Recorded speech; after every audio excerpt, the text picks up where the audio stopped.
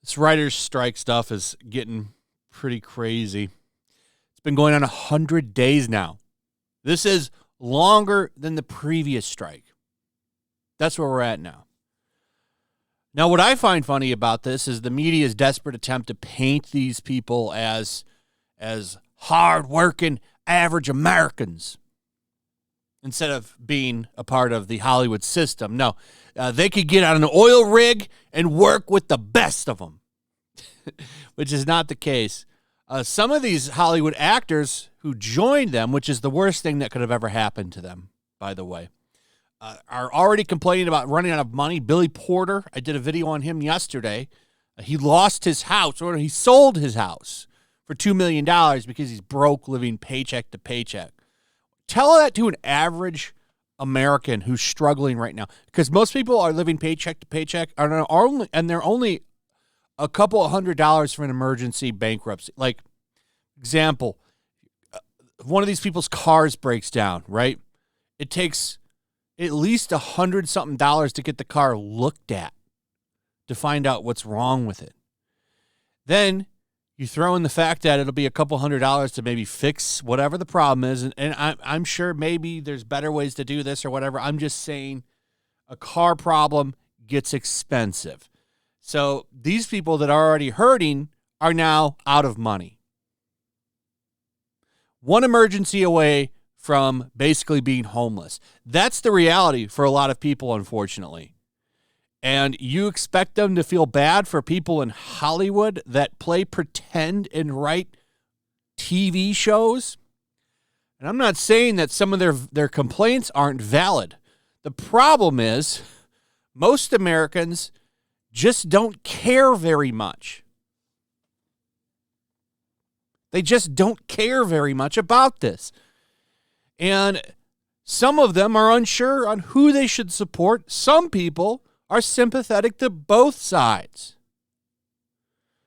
And, you know, these people have done a great job of turning away support from a majority of Americans because they don't like how they vote politically.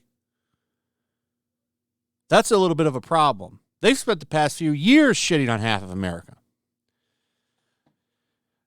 So, I don't know what they do here. This is starting to negotiations are starting up again. Apparently, they're meeting today. The two sides of the Hollywood stalemate will formally meet on Friday with an informal sidebar session last week. So they're going to talk today. Maybe something will get done. I don't know. But I think the plan of the studios is still to starve them out. And, you know, it ain't cheap to live in L.A. L.A. is expensive. Real expensive. California in general is expensive. So it's probably not hard to do because I would imagine these people don't make as much as the actors do. And you've already got actors going broke. But that's mostly because they live very lavish lifestyles. Billy Porter, I'm sure, the finest clothing, the finest restaurants, the finest nightclubs, the finest booze. That's why he's broke. People need to learn to live a modest life. If you're a writer, do you even need to live in Hollywood? Well, I don't know. Maybe. I don't know how that system works. I would never want to write for Hollywood. Especially in today's day and age where I could just do it myself, which is what I'm doing with my comic book, which is coming out in about 2 months. Very excited to talk about that more. Speaking of comic books, in a desperate attempt to prop them up as national heroes, Black Mask Studios is creating a comic book that will benefit the writers. A comic book to benefit striking writers, actors, is coming from indie publisher Black Mask Exclusive. The company is matching the fees of the writers, including WGA members such as Brian Michael Bendis, The Boys, Scribe, and Rodney Barnes, with donations to the Safety Net Organization Entertainment Community Fund. And I looked at this picture and I just laughed. Like, look how they got Band-Aids on, hard hats, overalls, like they're working some construction site. which is not the case. Go talk to a construction worker and ask him if he gives a shit about the writer's strike. He doesn't say, it probably might beat your ass just for asking him or something. So this is hilarious to me because they don't work like this. They sit in Starbucks and type. And I'm not saying, what they do, it is definitely work, but dressing them up like they're hardworking Americans is a joke. That's a joke. They don't get their hands dirty. They're not out there in the shit. They literally write on a computer. But the spin on this is absolutely hilarious, and I don't imagine that it works on most people. At least half the country, because of the way they've treated them. They're not sympathetic towards them. They've done this to themselves. But this is some cringy shit. I just saw this picture and I laughed my ass off. Like, you got to be kidding me. Band-Aids? What is this, from hitting their elbow on the corner of the Starbucks table too hard? Ouchies! Get out of here. This isn't going to sell you. There's a Kickstarter for it. So they're crowdfunding this bitch. I can't wait to see how this does.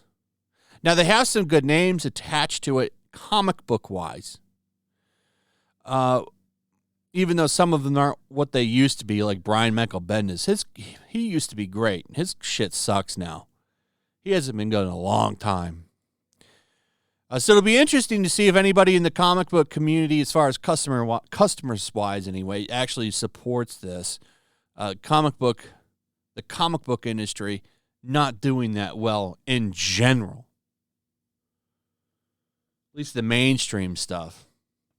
Going to a lot of shops, most of them aren't even really focused on new comics anymore. You go in there, it's all about toys, back issues, and other collectibles now, which is good. That's what they need to do. They need to get more product in there that's not so comic based, like a pop culture collectible store, like a mini con. That's the best move for them. So I just thought this was funny. What are your thoughts on all of this? How do you guys feel about this? Do you think this is good? This is a good idea for them? Do you think people care? What do you think of the spin on this, trying to make them construction workers? Give me your thoughts on this. Also, if you would, please like, subscribe, share the video. Make sure you're still subscribed. Hit that notification bell. Check out my Rumble and Locals, and I'll see you on the next one. Peace. Make sure to check out my Locals. There's a link in the description. It's a fun community that I'm trying to build over here. If you don't want to support me on YouTube, you can come over here. None of that money goes to YouTube. You also can just come over here for free. But if you are a supporter over here, I do plan on doing an extra live stream once a month and throwing links to the supporters so you can actually come on and have a supporter live stream with me. Also, it's a good place to catch all of my content. You don't have to worry about notifications like YouTube. They'll definitely work over here. So come check out my Locals.